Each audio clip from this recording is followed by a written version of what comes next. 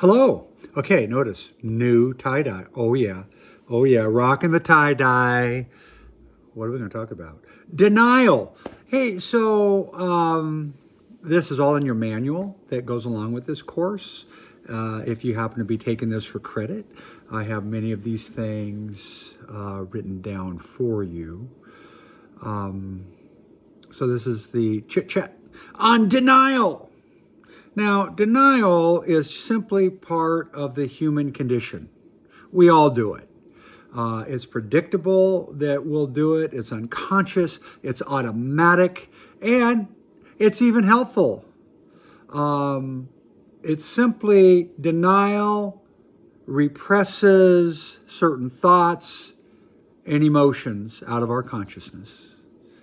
It's very natural. If we have a death of a loved one, our first response is, no, there must be a mistake. No, that didn't happen. We deny our weight issues, relationship issues. We try not to think about our smoking, our financial troubles. All of these things, for lots of humans, not just people with addictive disease, can create a denial reaction. Denial can even be helpful in times of trauma and trouble when you really need to be focused on like stopping the bleeding or some event like that. You don't want to be in touch with your emotions. You want certain thoughts like why this happened, how this happened, and all that kind of inquiry just to stop so you can deal with the situation. This was tested in myself, frankly, tragically, not that long ago, in which I was driving home with my wife from a social event. And as we're driving home, it's quite dark, and we're just kind of meandering down the road. And that's when I heard what sounded like cars racing. And in just a few moments after that, I'm going, okay, I can't see anything. What's going on? All of a sudden, we're in a debris field. All of a sudden, there's dust and smoke and car parts.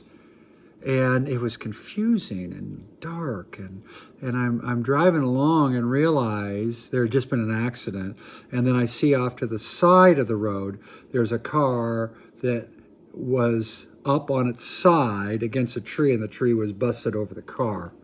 And okay, so I need to stop. I asked my wife to stay in the car. That's probably the protective nature of me, and I wanted to go see what I could do, see what's going on. Well, when I got there, it was, I'm sorry for this, but it was horrific, and there was an individual who was trapped under the car, conscious, and everything slowed down for me. Everything was calm for me. So I engaged him, I tried to console him, I tried to talk with him, and did so for many minutes. A few other people then arrived and, hey, could you stop this traffic and can you do this thing? And again, very much like I'm talking now is how I was talking then. Eventually, the emergency personnel showed up. And the first thing that struck me is that the two police officers who were there first were very standoffish. They were not engaging this guy at all.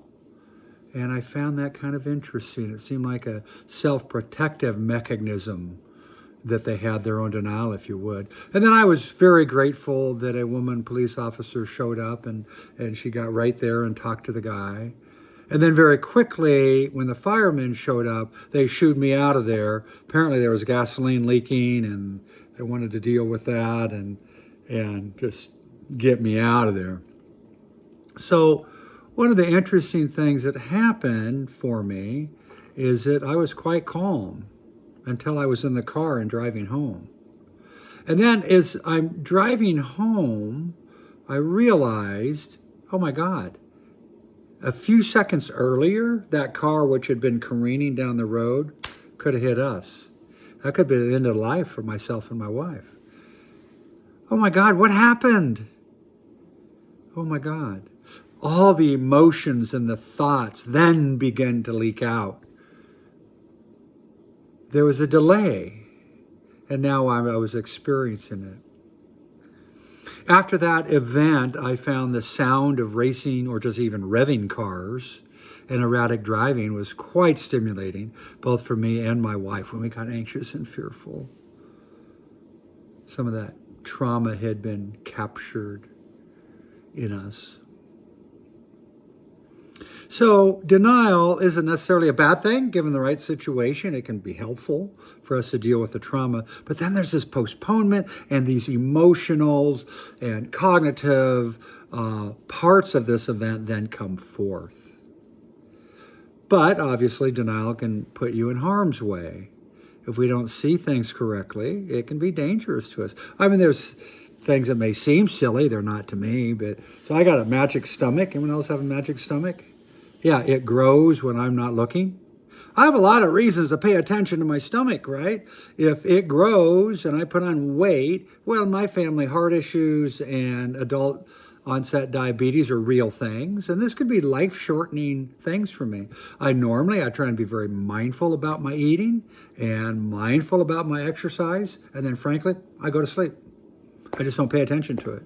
Then one day, my arms are real comfortable on my belly, or some child points it out, or I see a picture. Oh my God, where'd that come from? Sometimes it feels like it could support a small village, or maybe my clothes aren't fitting as they used to, etc. But, eating as I want, which means fat, sugar, sour, and more of the same, isn't good for my health and my longevity. My denial almost recently literally killed me. Hey, look, I wear glasses. I don't do anything without my glasses. Okay? I don't do anything without my glasses. Okay, except for one thing. Ski. I don't drive without my glasses. I don't walk around the house without my glasses. I don't go to the store without my glasses. I've got my glasses for everything, except for skiing. Not long ago, because I just had adapted to actually not being able to see that well while I'm skiing, I found myself literally inches, and I mean inches, the tips of my skis were on the precipice of about a 300-foot cliff. If I would have gone forward another half second, I would have died. It was about a 300-foot cliff. And until that moment, I didn't think about it. That denial that I can't see when skiing and I really need to do something about it was deep. And it took almost a life-altering ending event in this case, before I could see it. Hey, good news, I now have some goggles I can wear over my glasses. So I'm appreciative of myself for breaking through that denial. So that's the first thing I want you to get. Hey, everyone does denial. Humans do denial. People with addictive disease are just good at it. Why? Because they need it a lot. So remember, the essential identifying characteristic of addictive disease is loss of control. Loss of control means we use more than we intend, and we use despite negative consequences. What does that mean? It means we're in violation of our own moral code. As a result of drinking, using more than we plan, we violate our own values. We stay out later. We don't prioritize our children. We harm our relationships. We spend too much money. Onward and so forth. There's all these things that we do that if we were in our right mind, we wouldn't do, but we're not. We're in the primitive addicted mind, and it overrides our values. So that causes grave emotional pain. That grave emotional pain automatically and unconsciously activates our denial system. That denial system that tries to protect us from that pain. The longer we are in addictive disease, it seems, the thicker that denial gets. So, essentially, the dynamics of denial is the following. It has two main jobs. Exclude from awareness the possibility we have addictive disease, and exclude from awareness evidence of our loss of control. In AA terms, that's being powerless. These two main themes then become organizing principles. I'm not an addict, or I don't have addictive disease. I am not powerless, in which our brain, our personality, our perceptions get built around these filters. So we need to filter out anything that challenges the idea that maybe you do have addictive disease or maybe you do have loss of control. And those themes can create filters that we may not be able to undo. I had a client years ago who taught me this. She had literally died twice from alcohol withdrawal. Directly as a result of alcohol withdrawal, they had to restart her heart twice. I met her on the third event, and I go in there, and I was kind of surprised. She was shaking pretty profusely. But yet, despite those shakes, she had somehow got some makeup on her face. She was in the process of putting on some false, or what they are eyelash curlers. Forgive me, I'm not familiar, but eyelash curlers. Okay. So I introduced myself, and very quickly when she found out I was one of the addiction counseling staff, she said to me, "I do not have a problem with alcohol. Get the hell away from me." That was it. She would not talk to me. It was over. She left that hospital as soon as she could, as soon as she was physically able. Her denial system was deeply entrenched, despite her almost dying, and I don't know how it turned out for her. There are all kinds of ways. I'll just list a few, but there are ways that, or behavior strategies that people will use to say, I don't have a problem. Again, this is unconscious. This is automatic. So rationalizing, people will create some story they tell themselves, as if anyone had to deal with fill in the blank, that they too would drink or use. And this is really can be very quiet, private, odd logic that people tell themselves that they usually don't say out loud, because sometimes it breaks down if they're saying it in front of other people. I once knew of a physician that I was on an intervention team, and we went into the place where this person worked, and it turns out their prescriptions of narcotics were just off the chart compared to other people's. So this team, we were called in, and I got kind of curious. We got kind of curious of what's going on. This is what the guy actually said to us.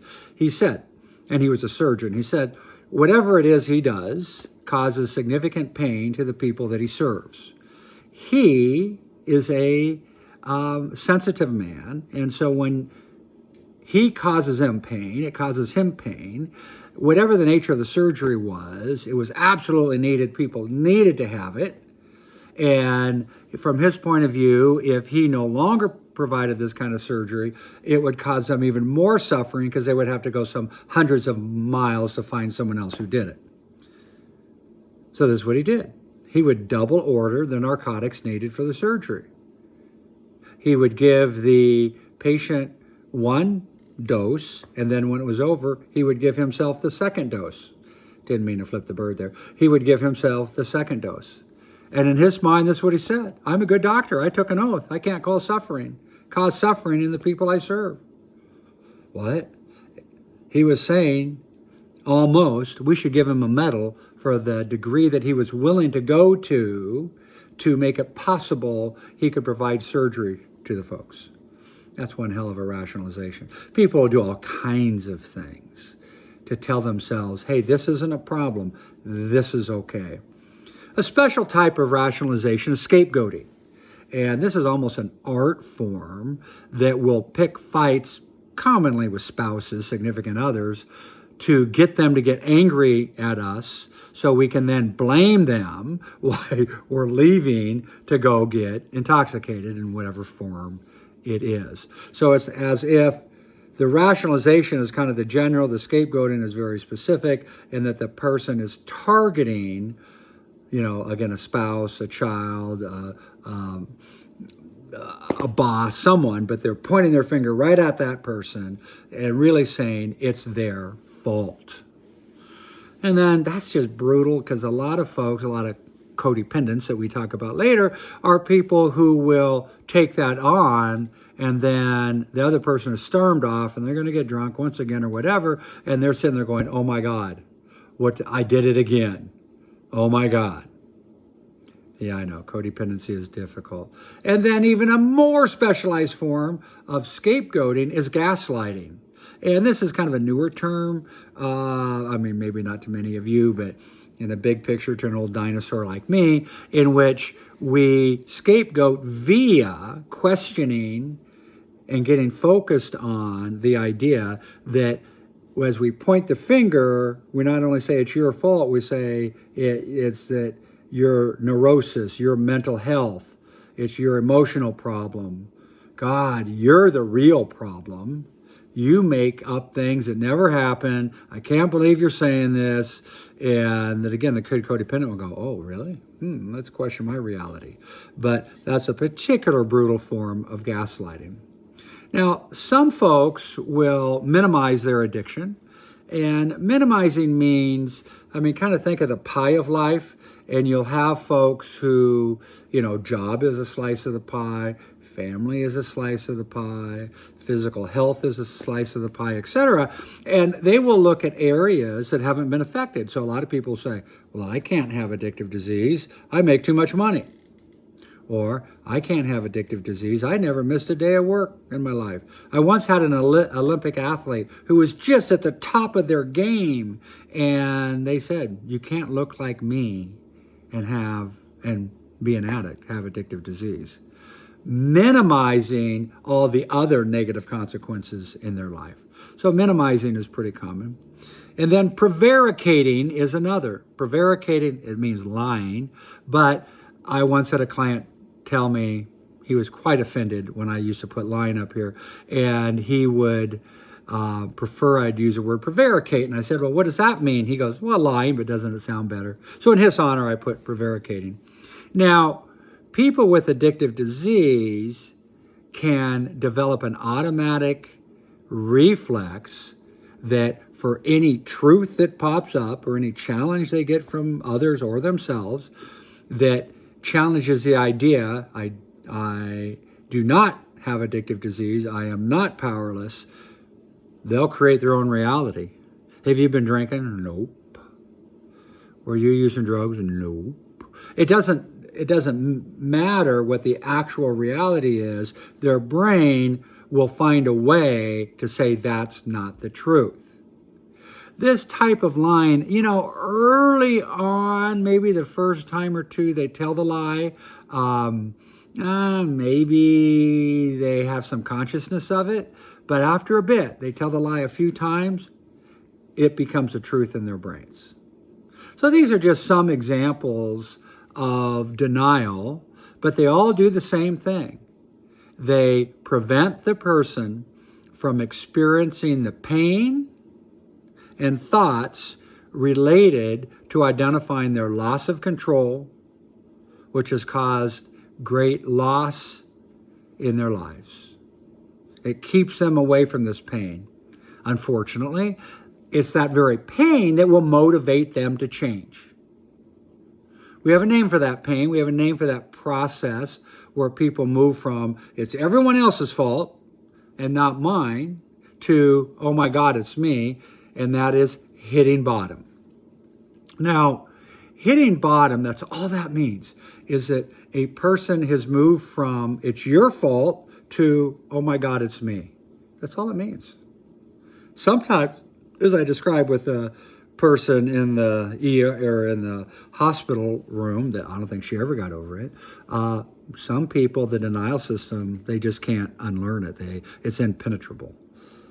Even AA has a saying that says, there are such unfortunates. And I interpret that as saying there are some people's brain that's so entrenched in addictive disease and denial, they just can't move beyond it. It's too locked down in their brain. So this formula, it'd be cool if we knew what it was, to get people to that place of a real assessment of their relationship with mood altering chemicals and behaviors. Now, just a word here, confrontation doesn't get you there. It doesn't really matter what I, a helper, thinks. It doesn't really matter. What matters is the self-appraisal. What do they think? In fact, if you really push hard on someone, they'll just circle their defenses. They will just be less likely, although they may pretend they're getting there, it'll be less likely that they'll develop in kind of intrinsic motivation to address their addictive disease. I do have a little book. It's called Unveiling the Addicted Heart. It is free. It's on my webpage, johnnygabar.com. And I talk about how you can work with a person's history of loss of control to help them explore that and discover if they actually have addictive disease, of what evidence they have in their life that they do. It's a powerful process, and it's frankly that development of intrinsic motivation based upon inquiry into one's own history that I think is fundamental to recovery. And it's incredibly painful. All right. And it's kind of dangerous. So, recovery means a person goes through their denial and they're able to move from I do not have addictive disease to I have addictive disease. From I am not powerless to I am powerless. Now, that doesn't mean cosmically and big picture. It's a very specific thing that in terms of if I drink, I don't know when I'm going to stop. If I drink, I don't know how much I'm going to drink. It means loss of control. So, wow, if a person is able to make that transition, and I believe helping them with that transmission is the most important job of the addiction counselor. If they're able to do that, life gets really weird for them. Stephanie Brown, in her book, Treating the Alcoholic, a Developmental Model of Recovery, so affected my career, my understanding of all of this. And I really encourage folks. It's an older book. I think it was 1984. And she's done a lot of research and other things since then.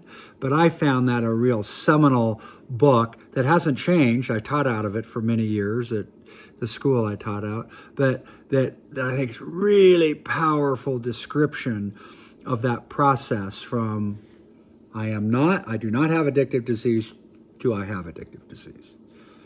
I am not powerless to, I experience loss of control. Now, when a person begins to unravel their denial, that's a dangerous time. It's very odd that we live, that's not what I meant to say. It's very odd that as people begin to get better in terms of their addictive disease, they almost always feel worse. It's a trip, because as they unravel their denial and they start realizing it's them, it's not all the things that they were blaming, it's them. Everything has got to be rearranged in their heads. What comes up? A lot of sadness, a lot of grief that denial system has been pushing down. And not only is that stuff emerging, they're realizing that it's because they used more than they intended. These are why they're facing these consequences. They're now beginning to grieve and they're beginning to touch that sadness. And the number one thing they had learned over the years to not feel, to keep it at bay, was to use.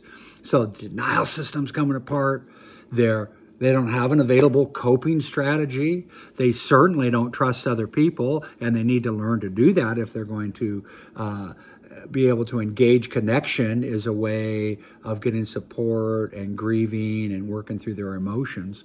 So it's a delicate and very, very difficult time and a dangerous time. If a person has moved into, oh my God, I have addictive disease. Oh my God, who am I kidding? I've tried before to do stuff about this. I've quit 1,000 times. I've never been able to. That gets really frightening for them. If they really look at their own history, they often get to a place of feeling hopeless. So acceptance of powerlessness often gets people to feeling hopeless. We as helpers really need to work with folks to try and get them to see the paradox is through their acceptance of their powerlessness, there is hope. Often, and this is where I really appreciate one of the many values of the 12-step programs, is that if people can go and hear stories of folks who had much more damage in their lives than they do, who had a much deeper bottom, if you will, than they do, and those people are staying sober, they're in recovery, that gift of those stories can actually give people hope. So, but we have to be careful with that hopelessness. Because imagine if a person were to relapse during that time, and now they're getting, oh my God, their addiction damaged their relationship with their children. It costs them a couple marriages. It cost them a job. And they previously had pointed at everybody else, and now they're going, oh my God, it's me and it's my addictive disease. And then they relapse. AA said this. There's a slogan in AA. A belly full of booze and a head full of AA does not mix very well. I would put it this way. When people have at least partially achieved the consciousness of recovery, if they step back away from that recovery and back into active addictive disease, they don't forget all that right away. There's self-loathing that goes with that. It can be very dangerous, and it can create feelings of suicidality that people say, oh my God, if their hopelessness is too great, they may consider, screw it, I can't do this. And they consider killing themselves. By the way, it's incredibly common. People in early recovery feeling suicidal, incredibly common. The other thing that will happen is that to really forget, and this has to do with some other issues too, but to really forget, they may have to use more than they ever used before. And I hope you see how that could create a scenario which overdose can happen. Here's the weird thing. So in recovery, I'm saying, as people's denial system erodes, they tend to feel worse, and they tend to get more vulnerable to suicide and overdose. That's why it's so important. We're supportive. We're non-confrontational. People are very much in a fragile phase at that point. And that if they do relapse, we're, again, very supportive. We're helping them harvest whatever lessons they learn to support their impulse to get back into recovery. By no means ever do we want to confront people, shame people, say things like, why did you do that, and all of that. Okay? If we do, we're going to increase our risk of suicide and overdose. So we want to be very gentle and supportive. Denial does not resolve right away. That can take months, most likely years, to resolve. And it may never completely, because just the way the brain works and our memory works. But you want enough denial resolution to occur that the person gets motivated to, if they indeed have addictive disease, to be able to claim that and move into recovery, but not so much that they are overwhelmed by it. Now let's turn to families in denial. What? I know, families in denial. It's just not the person with addictive disease that develops denial and this repression of emotions and thoughts. Absolutely, the family does that too. So this LOC, this loss of control in the family of someone with addictive disease, creates this massive tension in the home. I like to describe it this way. Imagine there's a 7-year-old in the family. Dad comes home. We'll say, I'm dad. I'm alcoholic. And I punch the kid in the face. Could we agree that could create some tension for that child? Next time I come home, same thing. Punch him in the face. Next time I come home, I bring him a baseball mitt and I toss it to him. What's that kid going to be focused on the next time I come into the room? He's going to be quite nervous. Is it going to be the baseball mitt or punch in the face again? because of my unpredictable and inconsistent behavior, that kid is going to become overly focused on my posture, my tone, my word selection, my behavior, all of those things. Why? It's all about safety. They get stuck by being, the kid should be thinking about what's for dinner, what I want to do for fun, what's on TV. Instead, that unpredictable, inconsistent behavior has them focus on what's going to happen next. Well, if the person with addictive disease has their loss of control, they're unpredictable and inconsistent. Who's going to come home, Jekyll or Hyde? We got to move this week. Is the power going to be turned off? Are creepy people going to be around? Is that weird drunken thing going to happen? Is that outburst going to happen? So addictive disease is incredibly disruptive to the health of the family. So the family is something that will wrap itself around this loss of control, be overly focused on it. And the family's only way out is to recognize this isn't their fault. They didn't cause it. They cannot fix it. And it's not their fault. So that's my denial presentation. We all have denial. Addicts are just really good at it. Confrontation will not resolve denial. It's gentle inquiry. What happened? What did they want to have happen? Is whatever negative consequence, if that's what the story's about, happened, was it due to their using more than intended? It's that exploration and those connecting the dots that will help people recognize they have addictive disease. Okay, that's my denial chat. I hope it was as good for you as it was for me.